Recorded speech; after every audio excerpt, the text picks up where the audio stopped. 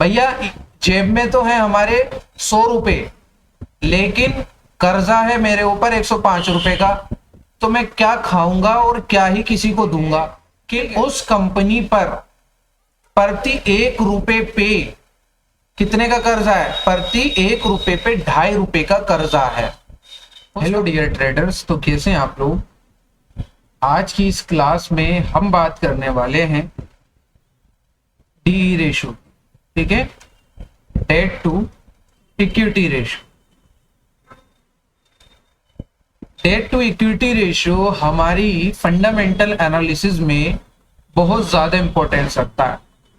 अभी जब आप किसी भी शेयर को लॉन्ग टर्म के लिए खरीदेंगे तो उसमें हमने क्या क्या चीजें देखनी है वो पिछली क्लासेस में मैं आपको बता चुका हूं, जिसमें एक टर्म ये भी है डेट टू इक्विटी रेशियो।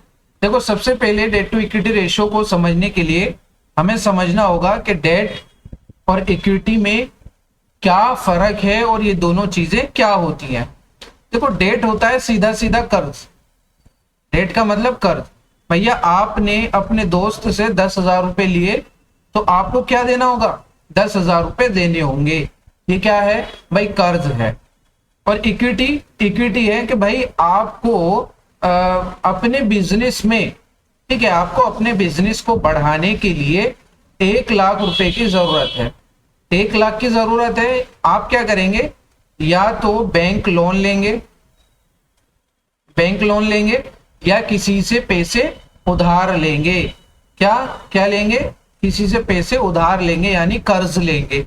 अब क्या होगा भाई, इन दोनों सिचुएशन में क्या होता है भाई, हो सकता है जब आप दोस्त से पैसे ले रहे हैं वो आपसे इंटरेस्ट ना ले, ठीक है, इंटरेस्ट ना ले, क्योंकि आजकल तो भाई सब इंटरेस्ट लेते हैं, तो बैंक लोन तो इंटरेस्ट लेगा ही लेगा।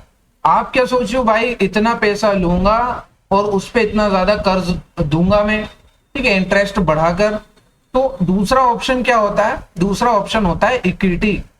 इक्विटी में क्या होता है कि यहां पे शेयर होल्डिंग दी जाती है। भाई आपकी कंपनी को कितने रुपए की जरूरत है, 1 लाख की जरूरत है। 1 लाख रुपए की आपको जरूरत है और कोई आपको 1 लाख रुपए देने के लिए तैयार है, तो आप क्या करेंगे भाई, आप मुझे 1 लाख रुपए दो और आपको मैं क्या दूंगा, अपने शेयर्स दूंगा। यानी आप क्या हो गए, हमारी कंपनी में, हमारी कंपनी में आप पार्टनर हो गए। भाई अब ना लौटाने की टेंशन, ना इंटरेस्ट की टेंशन। लेते पैसे ही हैं दोनों चीजों में। डेट में लेते हैं भाई, पैसे के बदले हमें पैसे देने होते हैं और ज्यादा बढ़ाकर इंटरेस्ट। इक्विटी में क्या होता है, पैसे लिए जाते हैं और शेयर होल्डिंग दे दी जाती है, यानी पार्टनर उसको अपने बिजनेस में बना लिया जाता है। अब इसका भी लॉस होगा जब आपका लॉस होगा, इसका भी प्रॉफिट होगा जब आपका प्रॉफिट होगा। तो ये नाम आपसे मांगेगा और ना आप इसको देने के लिए बैठे होंगे, तो सरदर्दी खत्म। तो डी रेशो को समझने के लिए आप लोगों को यह समझना बहुत जरूरी था। तो समझ में आया डी रेशो। तो यहां डेफिनेशन दी गई है, मैंने बता दिया है। अभी देखो debt to equity ratio. Debt to equity ratio क्या है भाई, डेट टू इक्विटी रेशो क्या करता है, शो करता है कि कितना कर्ज है किसी भी कंपनी पे कंपैरिजन टू शेयर होल्डर्स, ठीक है, शेयर होल्डर्स की इक्विटी। ये हेल्प करता है कंपनी की फाइनेंस सिचुएशन को समझने के लिए, उसकी कंडीशन समझने के लिए। फॉर एग्जाम्पल, आपका कोई बिजनेस है, ठीक है, आपका कोई बिजनेस है और आपके बिजनेस में 3 पार्टनर हैं। तीनों के हिस्से में कितने कितने की इक्विटी जा रही है, कितने की इक्विटी जा रही है, तीनों के हिस्से में 10-10 लाख की इक्विटी जा रही है। ये आप हैं, ठीक है, ये आप हैं। तो हो सकता है किसी की कम हो, किसी की 9 हो, किसी की 8 हो। तो यहां पे सिर्फ हम एग्जाम्पल ले रहे हैं। तो कितनी हो गई आपकी कंपनी की वैल्यू, कितनी हो गई, क्या हो गया, यहां पे शेयर होल्डर सिक्योरिटी कितनी हो गई, यहां हो गई 30 लाख, 30 लाख हो गई। लेकिन आपकी कंपनी पे या आपके बिजनेस पर जो कर्जा है वो कितने का है, वो 40 लाख का है। तो क्या मैं ऐसी कंपनी में इन्वेस्ट करना पसंद करूंगा, नहीं करूंगा ना। भैया जेब में तो है हमारे 100 रुपए, लेकिन कर्जा है मेरे ऊपर 105 रुपए का, तो मैं क्या खाऊंगा और क्या ही किसी को दूंगा। ठीक है, तो ये वाली सिचुएशन है यहाँ पे। तो डीई रेशियो बहुत सिंपल है। डीई रेशियो में जो फॉर्मूला लगता है डीई रेशियो को निकालने के लिए, वो total date upon total share holders equity, यानी आपके पास कितना पैसा है और आपके ऊपर कर्ज कितना है। समझ में आया। और इसके बाद यहां देखो एग्जांपल, अगर किसी भी कंपनी के पास 10 करोड़ का कर्जा है, 10 करोड़ उसने कर्ज लिए हुए हैं, और उसके पास 4 करोड़ की इक्विटी है। क्या समझ में आया। 4 करोड़ का वो मालिक है, या 4 करोड़ उसकी जेब में है और 10 करोड़ का कर्जा लिया हुआ है। तो डी रेशियो क्या होगा भाई, 10 करोड़ क्या है टोटल डेट, टोटल डेट आ गया यहाँ पे 10 करोड़, अपॉन 4 करोड़ क्या है टोटल शेयर होल्डर्स इक्विटी 4, कितना आएगा यहाँ पे, यहाँ कितना आएगा 2.5, यहाँ आ गया 2.5। इसका मतलब क्या है, इसका मतलब यह है कि उस कंपनी पर प्रति 1 रुपए पे कितने का कर्जा है, प्रति 1 रुपए पे 2.5 रुपए का कर्जा है। उस कंपनी पर 1 रुपए पे 2.5 रुपए का कर्जा है। तो आपको समझ में आई बात, क्या कहना चाहता हूं मैं। तो आप कमेंट में बताइए कि क्या ये ज्यादा होना चाहिए या कम होना चाहिए।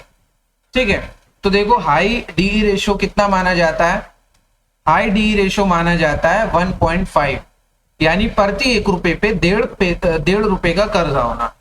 ये इंडिकेट करता है कंपनी रिलाइंग, जो कंपनी है वो कर्ज के भरोसे ज्यादा चल रही है। भाई अगर कंपनी को कल प्रॉफिट नहीं होता है तो वो क्या करेगी, उसके पास क्या होगा, एसेट्स बेच के वो अपना कर्जा चुकाएगी।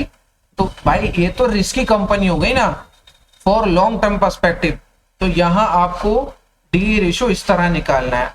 अभी मैंने बोला था आपको फंडामेंटल एनालिसिस करने के लिए एक वेबसाइट मैंने आपको बताई थी, कौन सी वेबसाइट बताई थी, फिनोलॉजी टिकर। ठीक है, फिनोलॉजी टिकर को आप ओपन कर लेंगे।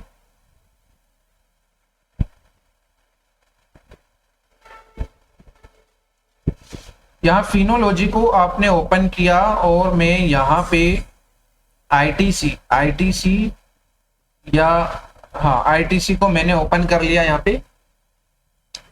तो आईटीसी मैंने ओपन कर लिया। अब देखो यहाँ पे आपको डीई रेशियो नजर नहीं आएगा। ठीक है, डीई रेशियो यहाँ पूरे एसेंशियल्स में नजर नहीं आएगा। तो आप कहाँ देखेंगे डी रेशियो, आप यहां जाएंगे एड योर रेशियो पे। जब आप एड योर रेशियो करेंगे तो आपको यहां पर ऐड करने का ऑप्शन मिल जाएगा।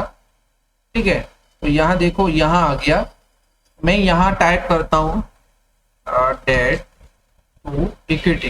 देखो यहां गया टोटल डेट अपॉन इक्विटी। तो मैं यहां इसको क्लिक करूंगा और सिंपल प्लस पे आइकन पे क्लिक करूंगा तो मेरा यहां पे ये रेशियो ऐड हो जाएगा। अगर आपने लॉगिन नहीं किया है तो इसको लॉगिन कर लीजिएगा। तो देखो यहां पे आपको नजर आ रहा है debt to equity ratio. Debt to equity ratio कितना यहाँ पे 0 है। तो यहाँ बहुत अच्छा है डेट टू इक्विटी रेशियो।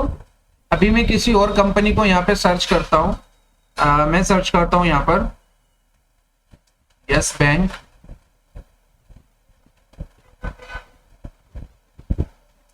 देखो यहाँ यस बैंक आ गया। यस बैंक के नीचे जब आप जाएंगे तो दिख रहा है आपको डेट टू इक्विटी रेशियो कितना आ रहा है 1.50। तो इतना भी ठीक है, चल जाएगा। बाकी और मैं देखता हूं यहाँ पे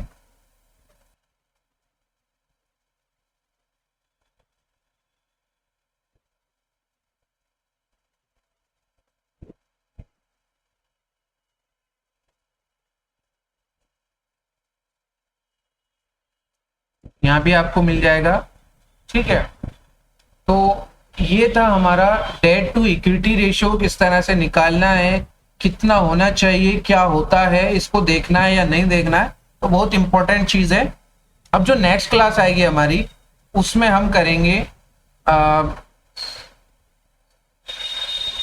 फाइनेंशियल स्टेटमेंट रीड। ठीक है।